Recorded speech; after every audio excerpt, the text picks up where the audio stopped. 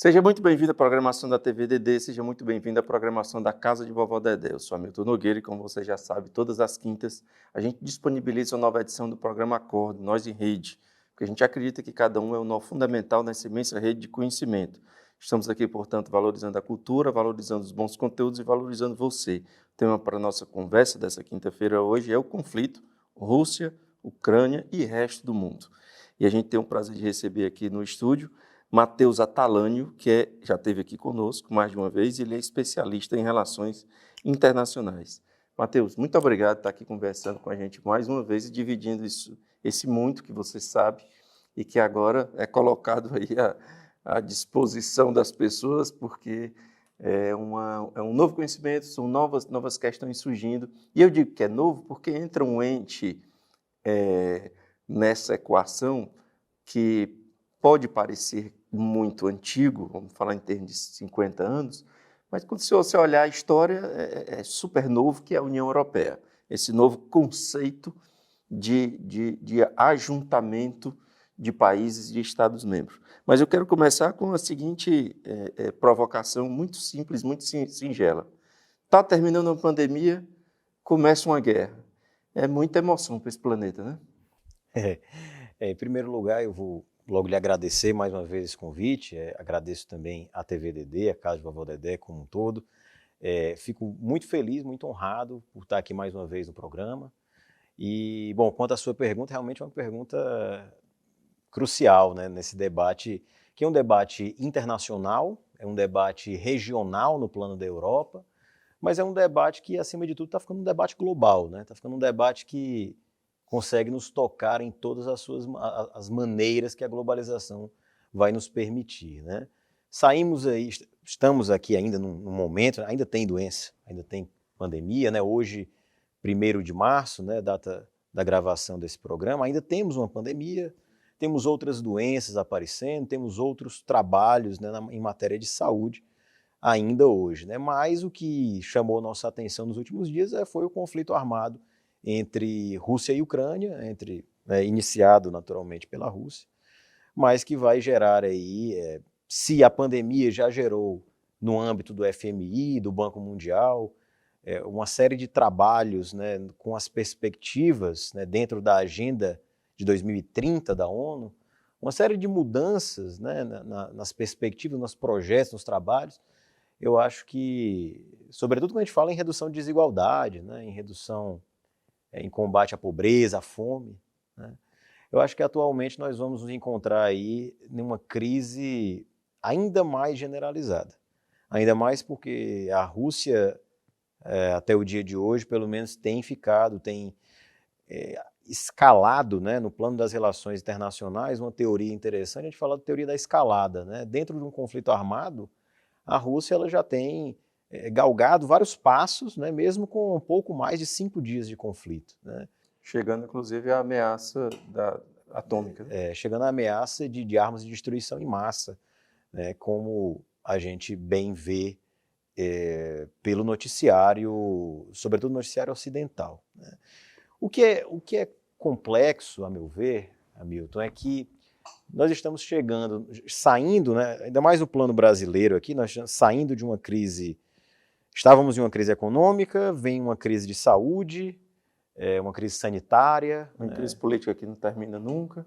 Muitas políticas que não chegam ao final, nossa Constituição prega, né, essas políticas, no geral, diretivas, né, várias diretivas que a gente tem que cumprir, mas tanto no plano interno quanto no plano internacional, o que a gente pode esperar, pelo que estamos vendo, né, numa análise fria, né, pragmática mesmo, no 5º para o 6º dia de conflito, que a gente tem a ver é que provavelmente vamos continuar a crise econômica que estávamos, eu sei que todos já estavam esperando, né, efetivamente, uma saída, né, desse período tão difícil de pandemia, mas agora as consequências, né, desse conflito bélico entre Ucrânia e Rússia vão nos colocar em uma problemática muito grande, principalmente do plano brasileiro, que a gente depende energeticamente bastante da Rússia, né? E agora, com todas as sanções colocadas contra a Rússia no plano internacional, sobretudo as sanções econômicas, as sanções relativas ao transporte aéreo internacional, né? Tanto pilotos russos quanto aviões de nacionalidade russa. Diga-se de passagem que essa infraestrutura aérea sequer chegou a se restabelecer economicamente, Verdade. estruturalmente, por conta da pandemia, né? Verdade. Então, quando parece que vai buscar um caminho para voltar ao que era antes, vem essa hecatombe aí. Mas onde é que isso pode chegar, Matheus? Assim, quais as consequências imediatas que você vê como o mundo não vai conseguir escapar? Bom, eu acho que é interessante essa sua pergunta, porque eu praticamente não me manifestei, né? Diante de todos os temas internacionais que eu tive a oportunidade de me manifestar, esse foi o único que eu ainda, até o dia de hoje, eu praticamente não tinha me manifestado. Porque eu sinto que o governante russo, Vladimir Putin, ele tem colocado o direito internacional em xeque. Né? Se o direito internacional surge lá no século XVII, né, para alguns em 1625, para outros em 1648, na ideia do Estado moderno europeu, né, um longo período de conflitos armados, né, passando pelas grandes guerras, passando pelo período entre guerras, também foi muito importante. O direito internacional ele surge aí como uma espécie, como uma grande tentativa das nações, ou da união de nações, que basicamente a gente não nos destruísse, por assim dizer, né? As soluções pacíficas de controvérsia, pelo menos desde 1945, data da criação da ONU, tem sido basicamente a égide, né, dessa comunidade internacional. Então, a partir do momento em que um determinado país, com poderio bélico muito elevado, né, com poder econômico muito elevado, como a Rússia, ainda mais um país, né, geograficamente o maior do mundo, nós temos aí uma série de problemáticas que surgem. Né? Nós temos aí uma problemática de basicamente entender como é que esse país vai ser parado, quais são as consequências, né, da invasão à Ucrânia, se após a Ucrânia ele pode querer invadir, por exemplo, a Moldávia, como está sendo muito falado. Né? Agora, assim,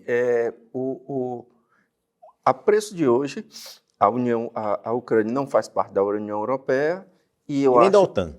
Nem da OTAN, isso é um cenário. No entanto, ele já assinou, um dia antes da gravação desse programa, o pedido, e eu acredito que esse processo vai ser, inclusive, acelerado, mas vamos admitir que a Ucrânia faça parte da União Europeia num horizonte próximo, até porque o mundo precisa, de alguma forma, conter essa sanha de expansão da Rússia. Então, o que muda no cenário diante dessa mudança? A Ucrânia ser aceita para a União Europeia? Bom, Hamilton, muda que a partir do momento em que a Ucrânia adentra, né, vamos imaginar teoricamente que isso venha a acontecer, ainda mais rapidamente, né, que acho que é uma das saídas, né, para a Ucrânia, é uma tentativa de defesa da Ucrânia nesse período, que a gente pode entender que a partir do momento em que um determinado Estado-membro adentra, né, no bloco europeu, ele passa a não ser propriamente um único país, mas ele passa a ser parte integrante daquele bloco. Então, ao invés de seriam aí os 27, com a eventual Ucrânia, então 28 novamente após a saída do Reino Unido. A Rússia estaria oficialmente enfrentando 28 Estados-nação. Sim. A grande problemática com relação à União Europeia é que esse processo ele pode durar mais do que, mesmo ainda num regime de emergência, num regime enfim, pleno interesse, uma verdadeira velocidade, né, na demanda e tudo que tem acontecido. Vamos entender que ainda assim é um processo que vai exigir, né, manifestação dos membros, né, uma série de pontos aí podem levar com que essa decisão de entrada e de ingresso acabe retardando um pouco as possibilidades de defesa da Ucrânia. Né? Mas, naturalmente, é uma hipótese de defesa. Nós estamos falando de meses? estamos falando num regime de emergência, eu diria meses. Uma possibilidade que poderia ser aventada, e que inclusive foi um tópico causador desse conflito, a Crimeia ela já é um território histórico de conflitos, né? Desde o século XIX, a Crimeia é um território que hoje está indexado à Rússia, mas que até pouco tempo, né, início dos anos 2010, ainda era território ucraniano, né? Tem vários pontos para a gente pensar nisso, né? Primeiro que a Ucrânia era parte da União Soviética, um estado que tem 30 anos, né? Enfim, mais ou menos essa idade, e já é um estado muito novo, então nós não temos ainda, a Ucrânia ainda não tem ainda uma identidade muito própria, né? Naturalmente existe uma identidade que traz uma vinculação desses indivíduos para o estado que eles são nacionais, mas muito se fala aí nos indivíduos que falam russo, né? Que tem muita proximidade com o que a Rússia representa, né? E acho que foi a partir daí que esse conflito teve iniciado, né? Os passos foram galgados, né? 2013 para 2014, né, acontece um conflito entre esses dois países que acaba com a indexação da Crimeia, né, mais para o território russo, né? E a partir disso nos parece aí uma lógica um pouco imperialista, né, do governo russo, né, também respondendo à problemática que a Ucrânia de Volodymyr Zelensky parece ter interesse tanto na União Europeia, em fazer parte da União Europeia, como também tem interesse em se proteger, né, no âmbito da OTAN, né, que traria aí realmente uma certa segurança, né, para a Ucrânia, porque a partir do momento em que um determinado Estado adentra, né, como aliado da OTAN, como país membro da OTAN, esse Estado teria aí a possibilidade de contar com o apoio bélico, né, de outros países no âmbito da organização internacional que conhecemos como OTAN. Como é que fica o direito internacional diante de tantas agressões aos seus conceitos? Fica por isso mesmo? Enfim, não me parece, não é sustentável do ponto de vista filosófico você manter... O direito é uma questão abstrata, né? Você coloca ali no livro que é referendado como uma verdade desde que todas as pessoas que tenham trabalhado para aquela construção passem a cumprir aquilo que está escrito. Mas não é uma coisa é uma conquista humana. Sim. A lei é uma conquista humana, né? E que pode a todo instante ser maculada e é preciso dar respostas para se manter. É preciso renovar. Senão não há credibilidade nela e elas implodem em si mesma. Sim. Então, o que está acontecendo agora é a implosão do direito internacional a todo instante, a cada minuto, a cada segundo. O que é que seus pares, o que é que os pensadores, os autores, como é que se procede essa conversa aí? Hamilton, o ponto nesse momento em especial é que eu tenho visto muitos colegas se manifestando de forma ainda muito incipiente, porque ainda é um período que estamos para compreender, né? E bem sei que é o papel da academia, né? Procurar respostas rápidas e técnicas para essas situações, mas assim, o primeiro ponto da sua pergunta, né? Dessa explanação e posterior pergunta, é que o direito ele realmente tem que se modificar, né? O direito é um instrumento de regulação da vida social por meio dos novos fatos sociais que vão surgindo, né? E agora me parece um grande fato social, não a guerra propriamente, porque guerra, desde períodos históricos muito remotos, né, já tínhamos guerra. E conflitos armados internacionais, regulamentações contrárias à guerra, né, do direito à guerra, né, o ius ad bellum, né, são muito históricos no direito. Em 1625, Hugo Grossi, um dos pais do direito internacional, escreveu um livro chamado De Iure Belli et Pacis, que já era direito da guerra e da paz. Então já tínhamos, desde o século XVII, já disposições relativas à guerra, né? Fomos evoluindo nesse sentido, né, cada vez mais transformando, né, depois da Primeira Guerra Mundial.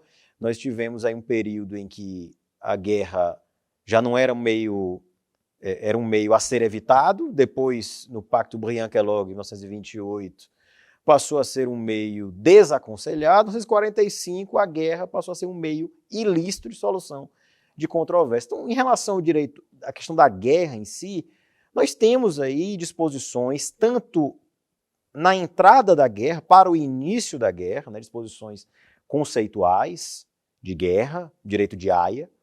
Nós temos também o direito de Genebra, que é dentro de um conflito armado após que ele inicia, né, que muito se conhece também como o direito internacional humanitário, né, que efetivamente esse direito que foi construído já no século XIX, a partir de 1963, 64, em que Henri Dunant, ao vivenciar a Batalha de Solferino, ele publica um livro, né, As Memórias de Solferino, e logo depois consegue, né, mediante a sua boa articulação política, no meio político suíço, ele consegue instituir uma convenção, a Convenção de Genebra de 1864, que marca o início também do Comitê Internacional da Cruz Vermelha, né, no plano global. Então, assim, no plano de técnico propriamente dito, já existem disposições. Qual foi a grande problemática dessa semana que chamou a atenção dos internacionalistas? Porque já era um tema que eventualmente era questionado, que era com relação ao Conselho de Segurança da ONU, que é um dos 6 grandes órgãos da ONU, e o Conselho de Segurança ele tem um papel muito importante em questões de defesa. São 15 membros ao todo, 10 membros não permanentes e 5 membros permanentes. O Brasil, inclusive, né, curiosidade, ele está entre os anos de 2022 e 2023 como um membro não permanente. Então ele sempre vai participar dos debates internacionais relativos à defesa. Só que esses 5 membros permanentes, né, que foram aqueles que, desde pouco antes do final da Segunda Guerra Mundial, que foram trabalhados lá na Carta do Atlântico, em que Winston Churchill refletia como seria o final da Segunda Guerra Mundial e como a sociedade deveria se organizar, já entendendo que a Liga das Nações era uma falha. Como é que esses países iriam, como é que essas nações iriam se unir, né? Já criando uma espécie de bases, né, para as Nações Unidas. E os 5 países, 5 dos principais países em matéria quase que de poder mesmo, internacionais, né, Rússia, Estados Unidos, China, França e Reino Unido, né, eles tiveram aí um poder a mais, né, como uma espécie de garantia para se vincular à organização. E aí, nesse sentido, eles continuaram a lógica do Conselho da Liga das Nações e na Organização das Nações Unidas tornou-se Conselho, aí continua, né, de Segurança. E esse Conselho de Segurança, basicamente, para esses 5 membros permanentes, ele garante a esses países um poder de veto. Então, a partir do momento que esses países, que determinada deliberação chega no âmbito desses 15 países, dentro do Conselho de Segurança, né, matérias de intervenção de estados, de conflitos armados, de defesa propriamente, o que acontece é que se um desses países vetaram a disposição, o debate acaba. E foi o que aconteceu na última semana, né, em que tiveram ainda abstenções, mas já havia votos necessários para ultrapassar o debate, para gerar algum tipo de medida vinculativa no plano de direito internacional. Só que a partir do momento em que a Rússia veta, e o problema é que ela é uma das envolvidas no conflito armado, e aí essa lógica que se chama para alguns estudiosos de trancamento do direito internacional, porque o direito internacional ele passa a não ter mais braços para sustentar uma outra possibilidade, o que os pesquisadores, o que os estudiosos passaram a questionar nesse momento, né? O que nós vamos fazer se o nosso principal órgão que cuida da defesa está trancado?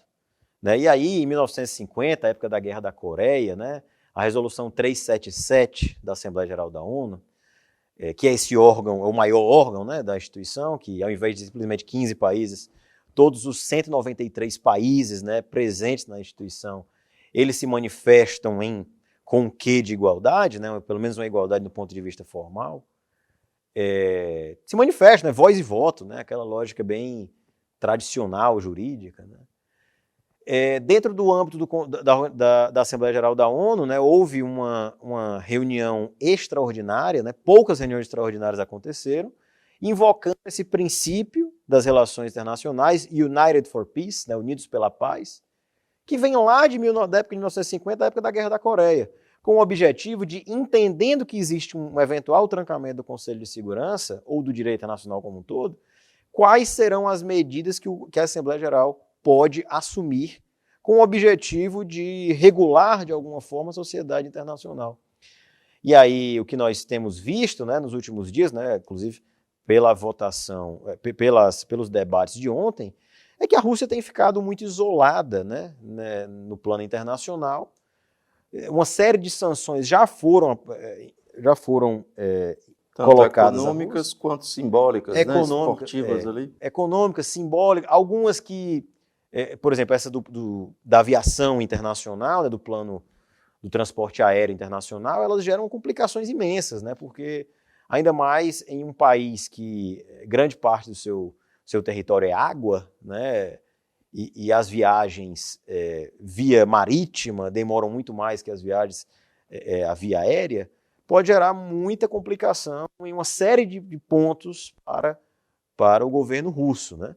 O que aconteceu essa semana, falando em medida simbólica, foi que qual é a grande possibilidade da Assembleia Geral da ONU, quando teve essa reunião extraordinária, se baseou no United for Peace, que basicamente pode haver uma resolução simbólica com um peso político muito forte no direito internacional, apesar de não ser vinculante, né, não vincular propriamente os países, mas essa medida ela vai colocar a Rússia ainda em uma situação ainda mais complicada no plano internacional. Se já poderíamos falar em um campo complicado da Rússia nesse momento, a verdade é que a Rússia ela vai, nos próximos tempos, a verdade é que a Rússia vai estar em uma situação ainda mais complicada, o que pode levar, inclusive, consequências para nós mesmos aqui no Brasil.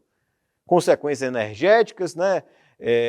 O problema das sanções econômicas é que também existem interesses da União Europeia, a Alemanha em especial, pela questão do gás, né? Enfim, mas o fato é que essas sanções já foram aplicadas. Já foram aplicadas. Passamos daquela fase de será que vai ser? Não. Né? Inclusive a rede planetária ali de troca de ativos mais diretamente, chamado SWIFT, Sim. A Rússia já está fora daquilo. Já está fora. Então, isso não tem mais remédio. Não, essas sanções, é interessante ver essas sanções, porque assim, eu vi um meme essa semana, assim, quando alguma pessoa disser para você que o direito internacional não funciona, mostra a elas essa foto, né? Uma foto de um banco russo na esquina e uma fila fazendo voltas na rua, pessoas com interesse em tirar o seu dinheiro, talvez até trocar o dinheiro por outra moeda, porque nesse momento a moeda russa ela está não vale mais nada. Ladeira abaixo. Né? E aí você cria uma tensão interna, uma pressão interna contra o autocrata. Sim. E aí vem outra questão, a sanção econômica, né? As sanções econômicas,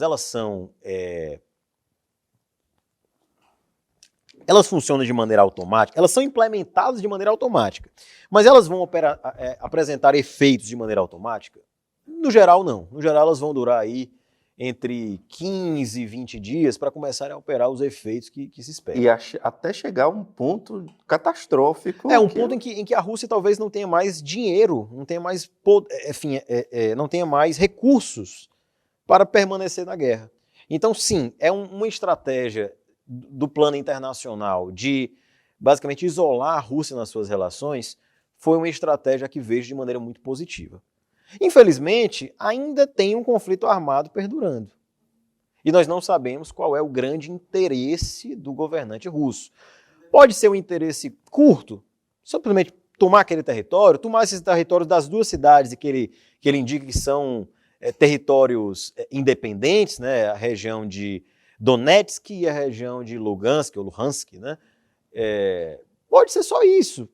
Pode ser que não, pode ser um quê imperialista da Rússia. Agora, sim, é uma situação muito, muito difícil, porque vamos supor que ela conquiste, no dia dessa gravação, a Kiev e a Ucrânia por consequência, né? Conquistando Kiev, conquistando a Ucrânia. As duas principais cidades, Kharkov e Kiev. Não precisa de outra região para dizer que dominou o país, né?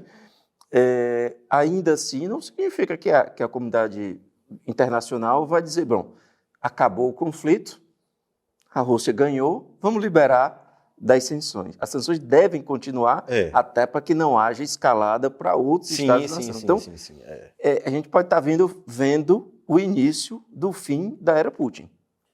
Pode.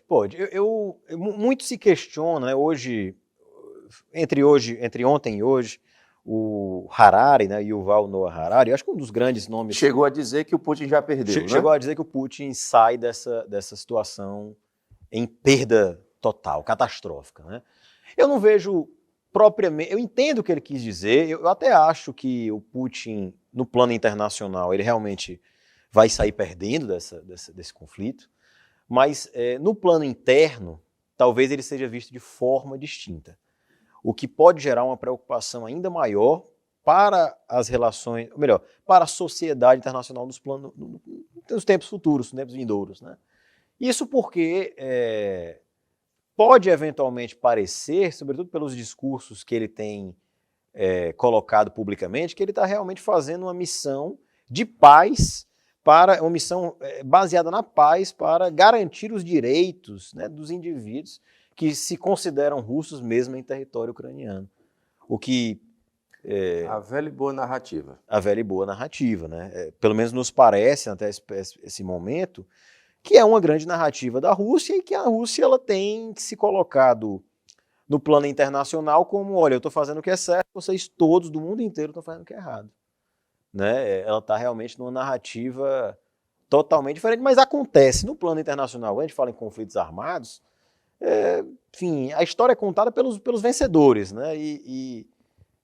A Rússia ela implementou a narrativa que parece prudente para ela, para continuar esse conflito até o final, e cabe a nós entender como é que o direito, como é que as Nações Unidas, que foram criadas, né, da falha da Liga das Nações, e os seus grandes objetivos é a manutenção da paz. Como é que a ONU vai se comportar nesse momento, ainda mais em um período em que nós podemos falar da agonia do multilateralismo, né? Os países têm aí, grande parte dos países têm preferido se vincular a obrigações internacionais bilaterais ou com menos países do que as obrigações do campo da ONU. Então, assim, como é que a ONU vai? A ONU vai sair bem? Se a ONU saiu eventualmente, né, para alguns, se ela saiu prejudicada à época da pandemia, né, já não estava no período de glória da ONU, a gente está chegando num segundo momento aqui, que é o momento da ONU efetivamente conseguir, diplomaticamente, né, lidar com um regime autocrata. Né, lidar com um regime autocrata que tem, pelo menos me parece, né, eu não consigo tirar isso da minha mente, que tem ambições imperialistas. E aí as consequências disso podem ser muito lesivas para a comunidade, para o direito internacional e, enfim, para a própria manutenção do que a gente entende como mundo. Para a gente ir se caminhando para o final, é um grande teste, não só para a humanidade, como para a União Europeia, né? O que está em jogo é essa construção fabulosa, chamada União Europeia, e em consequência, também essa construção fabulosa que é a paz.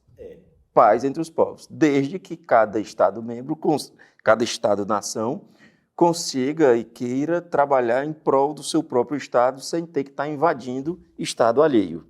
Isso acho que nunca houve na história da humanidade nenhum período de paz absoluta. Não tenho notícia disso ter acontecido alguma vez nos últimos, 2000 anos, vamos lá.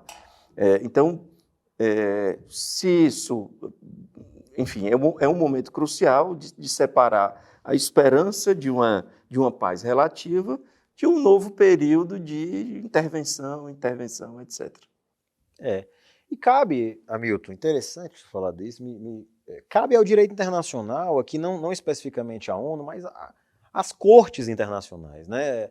A gente já sabe que a Ucrânia entrou com uma ação, né, digamos assim, contra a Rússia, com o objetivo de conseguir as medidas provisionais no plano da Corte Internacional de Justiça, que é o nosso principal tribunal internacional, por assim dizer, e eventualmente o direito internacional vai se manifestar, assim como no âmbito do Tribunal Penal Internacional, que ambos são sediados em Haia, na Holanda, assim como o Tribunal Penal Internacional já iniciou investigações, né, pediu, inclusive, verbas adicionais e vai iniciar uma investigação para que eventualmente se consiga, né, iniciar um processo contra, aqui especificamente, não a Rússia, mas ao governante Vladimir Putin, né? E um terceiro momento também que o direito internacional será obrigado a lidar é que, o que nós não falamos aqui na dimensão humana do indivíduo, né? Nós não falamos, por exemplo, o que vai acontecer com esses refugiados, esses migrantes que já contaram, né, nos últimos números do Alto Comissariado das Nações para Refugiados, já passaram de 500 mil, tem uma previsão de mais de 1 milhão de pessoas, né? E o que vai acontecer com esse fluxo migratório totalmente forçado? E por que essas pessoas vão? Vai para a Europa, vai para o Brasil, vai para onde? Não temos o talento do Sérgio Vieira de Mello dessa vez. Né? E nessa vez nós não vamos contar com o Sérgio Vieira de Mello, que talvez fosse o grande nome para resolver um conflito como esse. Mesmo que já tivesse aí entre os seus 70 e 80 anos, creio. Já estaria? Já, porque acho que ele faleceu, ele já tinha mais de 50 e fazem 20 anos. Então, acho que ele teria aí em torno de 70, 80 anos. Eu acho que ele ainda estaria na ativa. Talvez já tivesse até sido nosso secretário-geral. Eu ia perguntar isso. Já teria passado pelo secretariado-geral? Já, eu acho que ele seria, sim. Eu acho que a época, ali por volta dos início dos anos 2000, o grande objetivo dele era terminar aquele conflito lá no Iraque, que nós vimos que demorou bem mais do que deveria, e que ele acabaria entrando no lugar do Kofi Annan, que era quem efetivamente... Ele era o secretário especial enviado, né, para os assuntos internacionais do Kofi Annan. E acabou que, dado o seu falecimento, né, passou para o Ban Ki-moon, e depois do Ban Ki-moon já passou agora para o português Antônio Guterres, que já está no seu segundo mandato, né, já houve a reeleição dele, e que vai passar por uma das grandes crises das Nações Unidas, né, nesse período de 70 anos aí de paz relativa, um dos maiores períodos de paz relativa que nós tivemos na história da humanidade. Por isso nós devemos tanto nos orgulhar da ONU, como entender que ainda tem muita coisa aqui para frente a ser trabalhada. Para terminar mesmo, você esperava mais dos Estados Unidos? Espera mais dos Estados Unidos? Nesse papel de mediador? O grande problema dos Estados Unidos nessa situação é que a partir do momento que os Estados Unidos se envolve nesse conflito armado de natureza internacional, ele pode gerar aí um sentimento de retorno àquela ideia da Guerra Fria. E aí eu acho que a polarização, se eu não gosto nem da polarização interna, muito menos da polarização internacional, que foi o que gerou, acho que, problemáticas em todos os campos da nossa comunidade internacional. Então, o meu grande receio do envolvimento dos Estados Unidos era realmente que esse conflito armado internacional chegasse em um novo momento, em um novo período, e que a gente, infelizmente, tivesse aí, talvez, que nos deparar com uma nova guerra mundial. Mateus, naquela Câmara, suas considerações finais para a gente encerrar e agradecer imensamente a sua visita e sua participação aqui na casa. Prezados telespectadores, né, quem está aí nos acompanhando aqui na TVDD, entendo que nós estamos passando por um período de renovação das relações internacionais, de um novo período na história dos direitos humanos e, principalmente, um novo momento do direito internacional. Os acontecimentos que estão sendo pautados na semana passada, nessa semana e nas próximas semanas irão ditar o funcionamento do nosso mundo daqui para frente. Os países estão entendendo isso, estão debatendo, estão procurando saídas diplomáticas, e se as saídas diplomáticas, infelizmente, não forem frutíferas, as saídas jurídicas deverão sustentar o nosso mundo pós Segunda Guerra Mundial. Pelo menos é o que se esperamos aqui na comunidade acadêmica. Muito obrigado mais uma vez pelo convite, Hamilton, TVDD e Casa de Vovó Dedé. Mateus, a gente aqui agradece imensamente mais uma vez você aqui. E agradecemos também você que nos acompanha. Lembrando que todas as quintas, sempre às 8 da noite, uma nova edição, claro, inédita do Acorda. Obrigado a você, boa semana, um abraço e até semana que vem.